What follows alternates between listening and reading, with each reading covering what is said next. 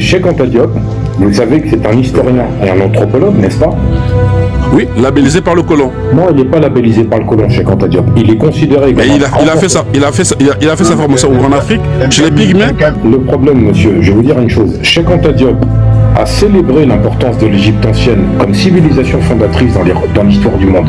Il a affirmé que l'Égypte, en tant que civilisation noire africaine, a joué un rôle central dans le développement des connaissances humaines, des sciences et de l'art.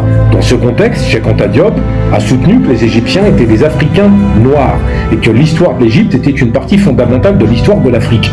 Maintenant, si vous me dites que Diop, sur un plateau télé, je connais la plupart des vidéos de Cheikh Anta Diop, qu'il aurait dit c'est le roi de la terre, c'est un sens où ce Narmer représente pour Cheikh Anta Diop, quand on le lit, monsieur, si vous n'avez pas fait cet effort, faites-le, il représente le début d'une grande civilisation. C'est une expression.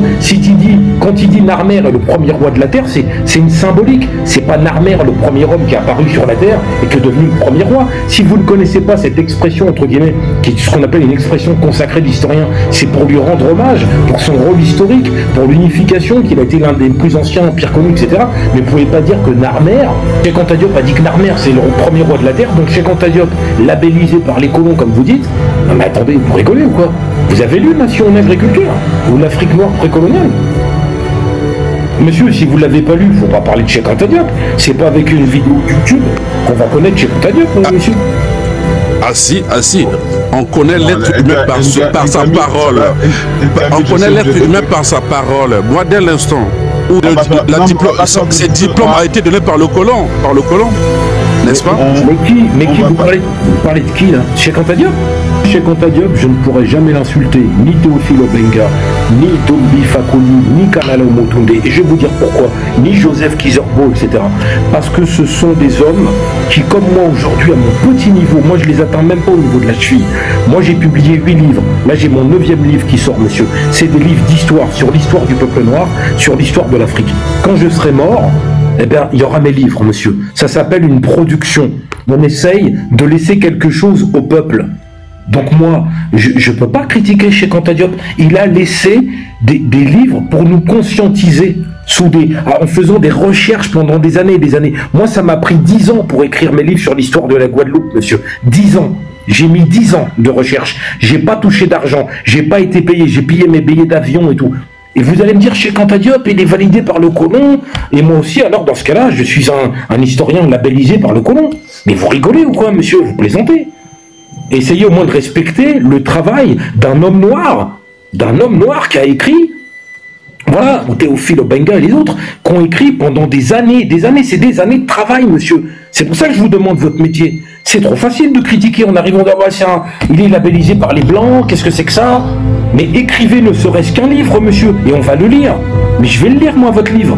Écrivez-en un. Dites que Narmer, c'est pas le premier roi, dites que Narmer n'a pas unifié l'Égypte. Vous voyez, là, j'ai ouvert mon live, je vous ai fait monter. Mais mon but, c'est pas que vous montiez. Moi, je vous ai dit, racontez-moi une histoire. Vous avez commencé en me disant, Narmer, il n'a pas unifié l'Égypte. Bah, si vous êtes historien, monsieur, et vous êtes un historien autodidacte, écrivez un livre. Et je vous parle pas, je vous manque pas de respect, je vous parle sincèrement, parce que je vous connais pas. Écrivez un livre, franchement, faites-le, on va le lire. Parce que là... Le livre est déjà écrit. C'est pour ça dans mon livre, je contredis déjà tous les historiens qui sont labellisés par le colon. Monsieur, s'il vous plaît. Voilà. Donc aujourd'hui, donnez-moi le titre de votre livre. Je ne l'ai pas encore publié. Alors attendez. Je continue encore à faire les vrais détails possibles. Juste un instant, s'il vous plaît. C'est juste pour dire qu'avant de finir mon livre, je dois écrire des choses véridiques. On n'écrit pas un livre pour le plaisir parce que on est dominé. Aujourd'hui, beaucoup des historiens écrivent des livres, ils récupèrent des informations de gauche à droite et à gauche, ils ne vérifient pas les sources. Bon. Et donc, c'est ce qu'on appelle une malédiction. Ok, Nkam, c'est bon, on a compris. il n'y a pas de problème. Est-ce que tu as une histoire à... Gabriel, perds pas ton... Tu as une histoire à raconter ou tu peux laisser la parole aux autres maintenant, Nkam? C'est bon? Oui, mais j'étais bien parti pour finir mon histoire, mais vu que ça l'a choqué un peu quand il a entendu que non, que Anta ça a été labellisé par le colon. Voilà, en fait, c'est ça. Moi, c'est pas que lui que ça a choqué. On est tous... là, tu nous prends de l'énergie.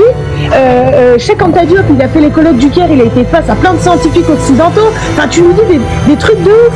Si toi, tu as fait des livres sourcés que tu n'as pas achevés et que tu es toujours en train de le faire, ne prétends pas que ceux qui en ont fait ne sont pas véridiques. Tu t'imagines, l'ego, il faut quand même respecter. Si tu respectes pas les autres, mais respecte-toi, au moins toi. Laisse la parole, s'il te plaît.